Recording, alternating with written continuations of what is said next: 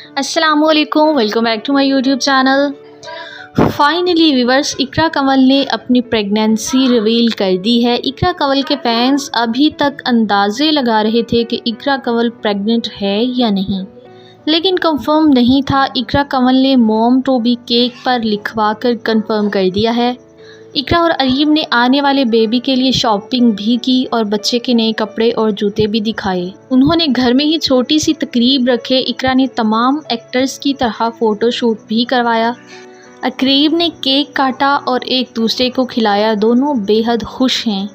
सिस्ट्रोलॉजी family इस खुशी के लेकर बहुत ही खुश है और उनके फैंस तो बेहद खुश हैं।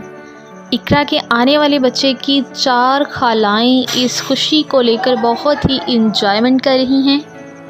आप में से कौन कौन है जो एस्ट्रोलॉजी का फ़ैन है और इस खुशी को लेकर बेहद खुश है? कमेंट सेक्शन में लाजमी बताइएगा। मिलते हैं किसी और इन्फॉर्मेटिव वीडियो के साथ, तब तक के लिए बाय बाय।